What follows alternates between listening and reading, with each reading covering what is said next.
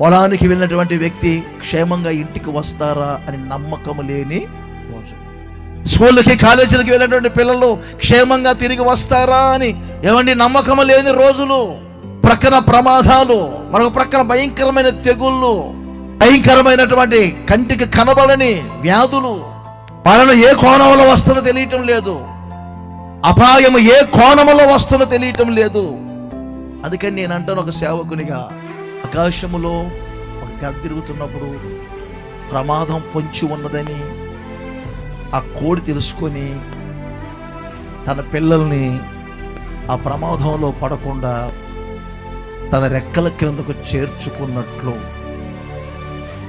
ఈ సంవత్సరం అంతా ఎటువంటి ప్రమాదాలకు మీరు మీ కుటుంబాలు గురి కాకుండా కాపాడబడుటకై నా ప్రభు మిమ్మల్ని చేర్చుకొనును గాక.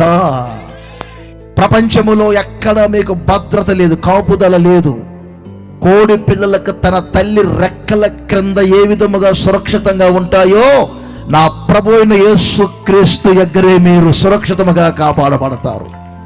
ఆయన రెక్కల క్రింద మీరు క్రొవ్విన దూళ్ళ వలె గంతులు వేయబోతూ ఉన్నారు. ఆయన రెక్కల కింద మీరు ఆరోగ్యాన్ని పొందబోతూ ఉన్నారు. ఆయన నీడలో మీరు విశ్రమించబోతూ ఉన్నారు. ఆ మహోన్నతులైనటువంటి దేవుని నీడలో మీరు విశ్రమిస్తే ఈ సంవత్సరం అంతా పగటి వేళ ఎగిరే బాణాలు, మధ్యాహ్నం ముందు పాడు చేసే రోగాలు, చీకటిలో సంచరించే తెగుళ్ళు,